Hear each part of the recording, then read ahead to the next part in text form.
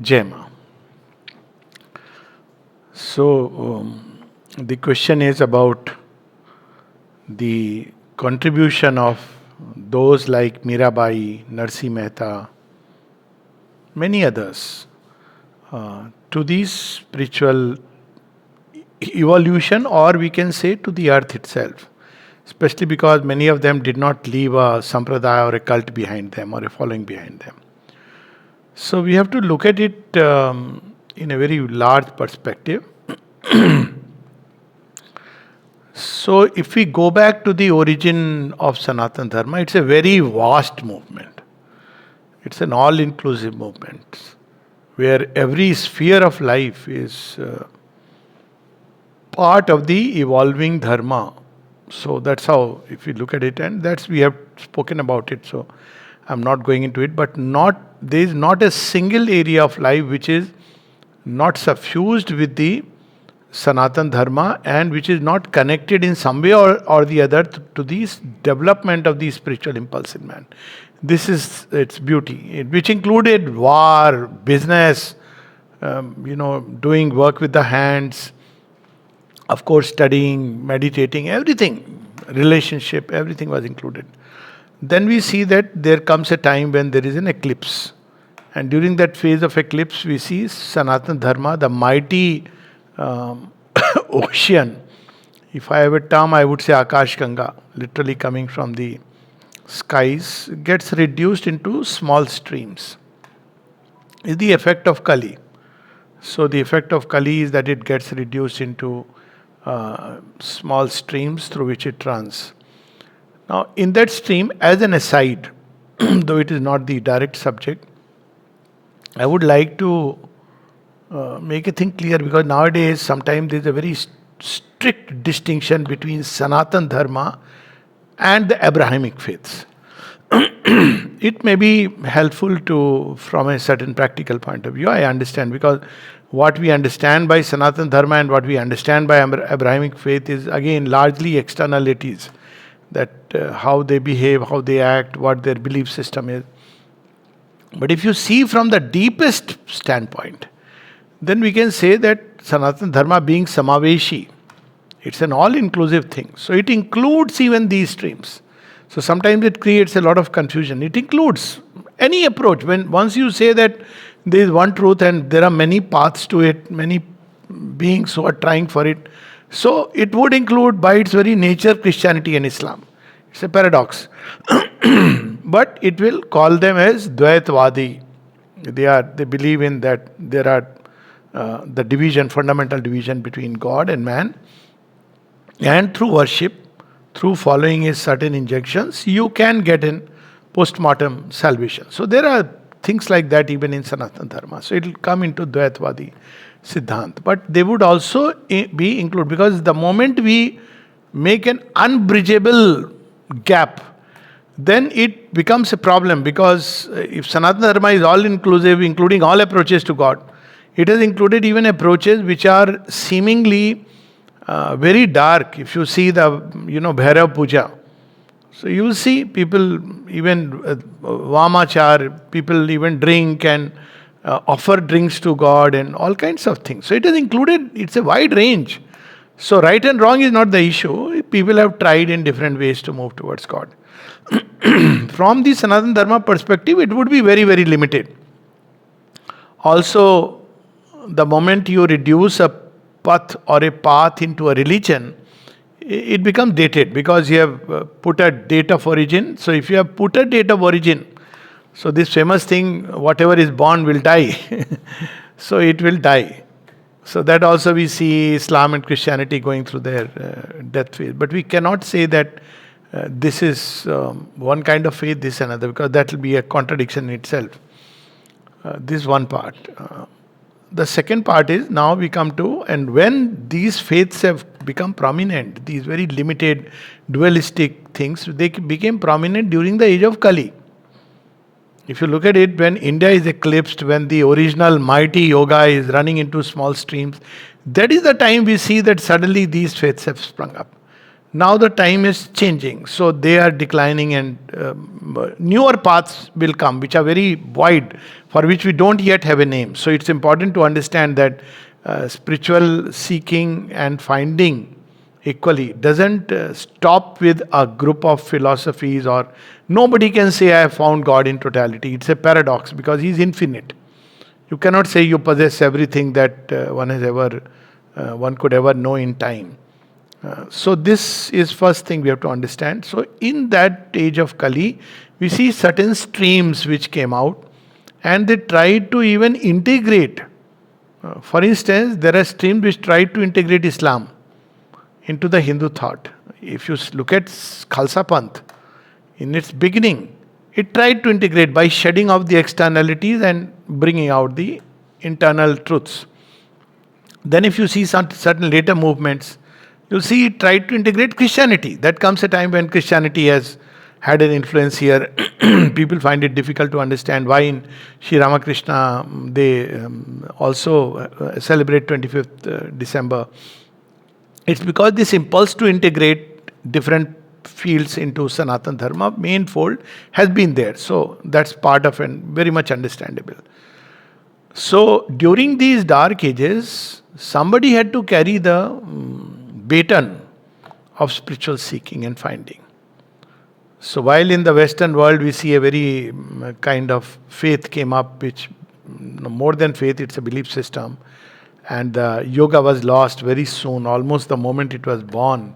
Like Sri Aurobindo speaks of Christianity, that the pure Christianity in its original sense, you will see only for 100 years when Judeo-Christian, where it was born. After that it became a religion and started dying. Same thing you will see with Islam, almost it's like a aborted child. Because it was born, and as it was born, you see fights started between who will continue the lineage, whether from the family or outside the family. That's how the conflict, which continues till date, not been able to resolve. Leave aside world brotherhood. So during this phase, particularly in Kali, when all the other limbs of jnana is lost, when the original karma yoga of men like Bhishma, Arjun is lost. So what happens? What sustains is bhakti. That is the beauty of bhakti. And that we see in the Bhagavatam itself. When that cow which 3 limbs are gone, it says dharma is gone, jnana is gone, vairagya is gone. So what is going to sustain? Just this bhakti is going to sustain this stream. So you will see an outburst of bhakti movements, also the effect of Krishna, that of course, though Krishna is not just bhakti but integral path. So people like Mirabai and Narsi Mehta, they kept the fire alive in the thick night, dense night. And not only they kept the fire alive, obviously that light touched many, that fire touched many. So to that extent, they kept the doors of the spiritual seeking and spiritual evolution open. That was their path. And it is a mighty work if you look at it from the point of view of the extreme Kali Yuga. That's why Sri Ramakrishna is so laudable, because at that thick of night, somebody who is, born and brought up in a very modest family, though he is from the Brahmin, but he has not studied much from the outer point of view. But there are people who are so impressed, and he creates a Vivekananda. It's something which is like a phenomena which is very difficult to understand or explain. So he also tried to synthesize. When we see that, he tried to synthesize, of course, the mainstream Sanatan Dharma, which we call as Hinduism, and Islam and Christianity. He tried to do that. So we can't say that he is wrong in trying that. So then the field is ready now for the proper spiritual evolution of man, which will take every aspect of his life, a work which Sri Krishna initiated. So that's how I look at it, that Sri Krishna gave the first hint of an integral spiritual life. And he brought in the ideal of Jivan Mukta. He takes us to the doors of transformation, but doesn't quite, he knocks it, but doesn't open it. And then, of course, the dark ages fall, but he had already sown the seed. Because of that seed, India was not affected by the dark ages till very, very, very long time. And then again, now Sri Aurobindo brings in this new element, So all these people have nurtured and they kept the fire burning and kept that faith alive. So tremendous contribution. The problem would be if we say that things stop there. So we have to remember what Ishopanishad says, that tade jati tandai jati tad dure tad vandike. And there is another one, anej dekam manaso jabiyo, that even the gods cannot catch the divine. He is moving so fast towards manifesting new things. So Sri Aurobindo brings a new manifestation, but the base is the same Sanatan Dharma. Because this is another question people raise. No, it is the same. There is one reality. And it has many aspects. You may approach it as impersonal, you may approach it as personal. Things which actually Sri Ramakrishna had prepared that field. You can call him as Kali, you can call him as Shiva, you can call him by Krishna. All this base is the same. But he also speaks of mukti. But mukti here in Sri Aurobindo's yoga is not the last goal, but a step towards something greater. So Sri Aurobindo also speaks of mukti, but mukti is the mukti which is freedom from ignorance. That means you realize who you are. But this realization does not need, you don't need to cut yourself off from life, which is what Shri Krishna also teaches. He speaks of that, what is mukti in Shri Krishna's yoga is man manabhav madbhakta madhyaji man namaskuru. You are so full of the divine, and in that God intoxicated, God driven consciousness, you can even fight a war. This is the whole teaching. So transformation is now the next step, which was pending. There would be other things also. So again, we must understand that transformation is not the last. So what is its importance? Its importance, it crosses a critical barrier in evolution. So what is the critical barrier in spiritual evolution? One is that the body and the outer being would not change, but inner being can receive the experience and carry its imprint very strongly. So till now, spiritual evolution has pursued this line. Its extreme instances, people then eventually said, well, outer being and matter and material body is like a dog's tail, so they just left it and went away. And that you can see. There are people who took this material life even as a burden, and sometimes they had to just to hold on to the material life was a big struggle. We know the life of Sri Ramakrishna when he would suddenly, in the middle of the talk, he is speaking and he will say, Gulab Jamun, Gulab Jamun. It's a fact. So, sometimes Gulab Jamun had to be brought and put into his mouth. Why? Because he cannot have contact with the earth. It's very difficult to understand unless you go through something even remotely similar, because he has lost complete contact. He can't come back to earth and he has to be here because Divine Mother has not given permission. So he is here. How does he stay here? Because he has to just something which is very material, concrete. With that he could keep contact. But that's half the spiritual truth. So that's what Sri Aurobindo says in Savitri, that the great no has been neared, but where is the God's everlasting yes? So that's where, what has sanctioned this game, and what is the logic and what is the consequence or conclusion of this game? Is it pralaya, another pralaya? So this is a unanswered question. Time had not come. So again, it's not that Shri Krishna didn't know. Surely he knew. But the time had not come. That's how we should look at it. Not get into those sectarian fight. Who is greater, who is lesser. This is all meaningless. In spiritual life, we don't look at it like that. So the time had not come for revealing this still greater truth. It was kept up the sleeves. Similarly, where Mother also said there are greater destinies, greater realizations, but they didn't say what will be the next thing. They know it. They have not said. Why they have not said? Because the time has not come. But there is a critical barrier which is crossed here. What is the critical barrier? If outer nature and the body doesn't change, you cannot have divine life here. You can withdraw into a Chinmay body or a light body above and beyond. But you cannot withdraw here. You cannot transform it here. So one of the instances of Swami Ramalingam, who, experienced grace light. But ultimately, you see this grace light, which acted at some point very intensely. Now he's no more there in terms of a transformed body, because it's a challenging task. So what I'm saying is, because some people are following that lineage and linking it to Sri Aurobindo's yoga. No, they are all efforts. These efforts started because now the new era has started.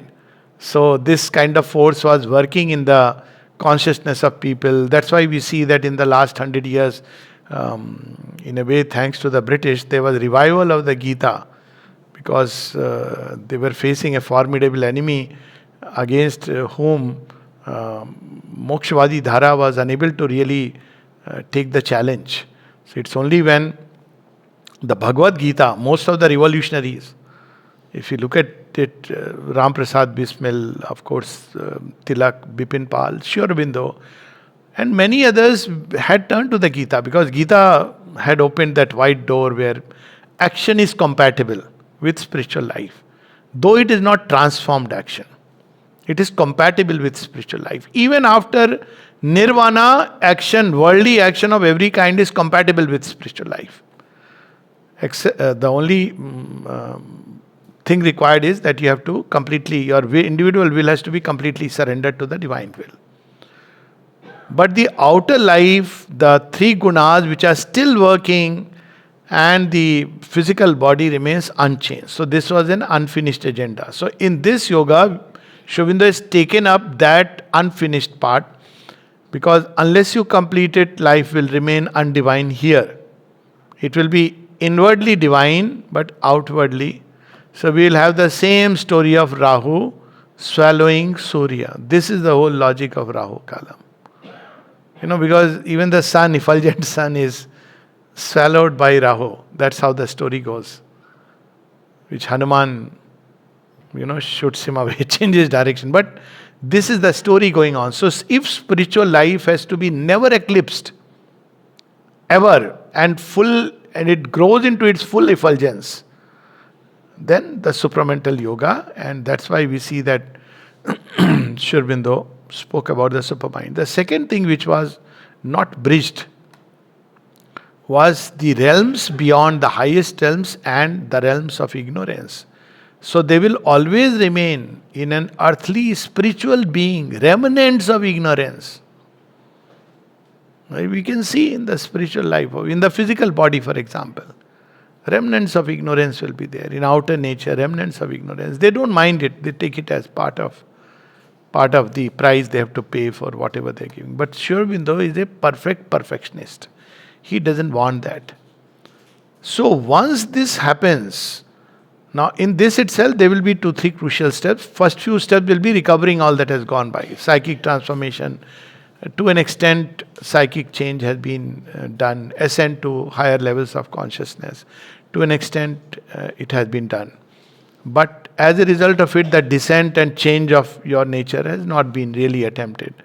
But then with the supramental evolution, what happens once that change begins, which means a crossover from the mind of ignorance to the mind of light, means thereby now the evolution will be from light to greater light, knowledge to greater knowledge, freedom to greater freedom. Right now it is ignorance to knowledge, darkness to light. So as that begins to become more and more effective, which is bound to be, one can already see its effect. I see it all the time in children, because they have not read any book, but they come up with such things. One child recently asked me, just 2 days back, almost like an interview, and the child asked me, okay, I have few questions for you, and started with some personal question. Then suddenly, what is matter? Now, 13-year-old child asking what is matter and what is its relation to spiritual life, to the divine. That's how the question was. That what is matter, what is its relation to the divine? Now, this is a question suddenly from, you're jumping from standard 2 to PhD. So, fortunately for us, Sri Aurobindo has answered all of this, that matter is the condition of manifestation of the spirit.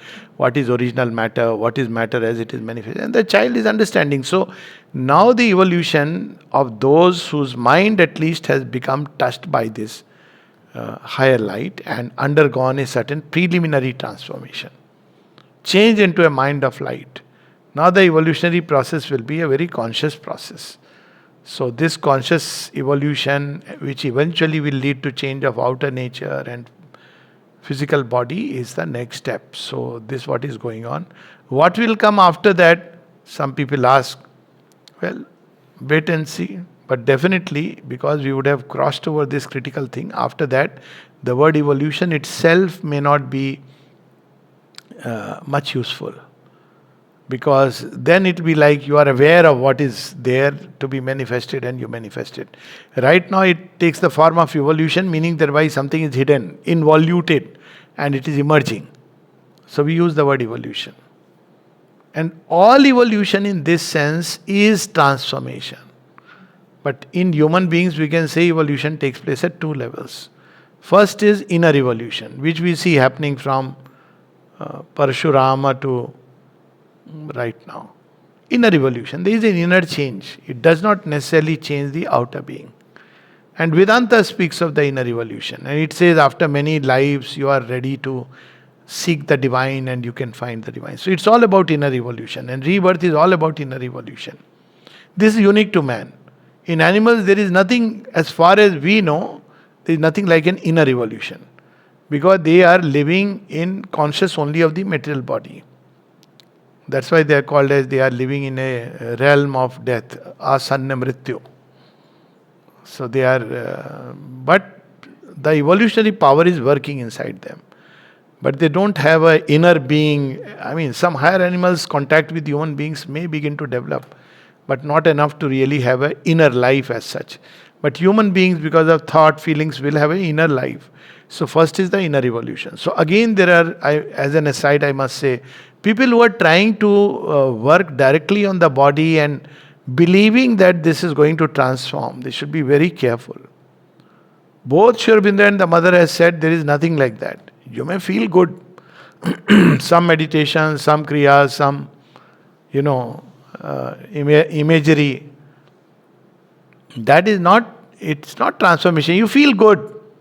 You are no more, probably when you go back, you are different. You do that practice, you'll feel good inside, maybe positive about yourself. All that is not transformation. Sri Aurobindo is very clear that is not transformation. These things happen. Even if your nature takes on a little sattvic attitude, you will see that you will be better. And a lot of people say that around midlife, then I thought about it, then this change came in my life. And they will use the word, he is a transformed man. Please understand that's not transformation. So, that change is within the human range. Like Achilles, he is ruthless killer, killing machine. He changes into a compassionate being. That's why he says, I don't want to fight. I love somebody. I just want that girl. All this starts. Because he develops a kind of compassion. He knows if he jumps in the war, he'll be a ruthless warrior. So he withholds. Even he doesn't want to go for the war. So we see all that change which happens even normally. And yes, some practices will bring the change, but Sri Aurobindo says very clearly, without the psychic change and the spiritual change, there is nothing like physical transformation and changing the cells, and all this is all illusion. We should be very careful. So this is this part that now we are crossing critical barrier. What will happen after that? Whatever happens, it will be a conscious process. In animals, it is unconscious evolution, up till human. In humans, it becomes a kind of conscious, but only related to the inner being. Once even the outer changes, then it's a completely, like the next step logically should be the bliss body. After the supramental body, it should be bliss body. But what that bliss body means, each cell would be fully conscious of the divine and the Ananda. Mother gives these hints in the supramental transformation itself, because supramental Ananda itself is like that. But she doesn't fully develop that part. She again knocks at the door of the next level. Because after 56, she went on to the yoga of divine love. And then she speaks about these things. But she withholds. Just like in the Gita, Shri Krishna withholds. So the mother withholds certain things but it's very obvious that they are the things which will manifest in future. So, this is the answer to whatever was the question. I know. About Meera and others. So they have done their work, and we should be always grateful. As Mother says in one of her prayers, with a grateful bow to the past. So they have all contributed. But to go back into that, some people may need it. It's all right. It depends on where we stand in our evolutionary journey. But going beyond is not showing disrespect. They have done. It's like when you go through, just one last little bit, when you are doing PhD, does it mean that you are not grateful to your kindergarten and primary school teachers? No, some of them may have been excellent. I mean, all of us remember. I still remember one of my teachers, physics teacher. And I mean, I never took to physics ultimately, but the way he taught inspired so much interest. I developed in physics and space, and that interest continues because of the teacher. Similarly, one chemistry professor in 8th standard. So, whenever we meet, you'll be grateful to them. So many of them, so the tendency to look down upon as if those past yogis were nothing, this is not a very healthy tendency. That we are somebody great, superior, elitist. That's not what Sri Aurobindo asks us to do. And there are letters like that. Do you think it is easy? Imagine in that stage when there are no mobiles, not even difficult to read books, and there's so much pressure and oppression. That time to have a Narsi Mehta or a Mirabai, where her own husband is not supporting her evolution, is something amazing. So there is a greatness there, and all greatness should be appreciated at any level, in fact. In fact, he says today there is a tendency to deny or look down upon greatness. It should not be there. Any greatness in any field. Because all greatness in its origin belongs to the divine. It's the way divine manifested. And Augustus Caesar is great. He may not be a spiritual man, doesn't matter, but the spirit breathed through him. He may not be aware that there is a Mahasaraswati who is working inside me, because he was not even, there was no Christianity then. Whatever gods were there, but probably he didn't even. So all greatness comes from God. So they were great in their own right, did something wonderful. But as Savitri says in Savitri, I cannot stop here, for I seek my soul. Jai Ma.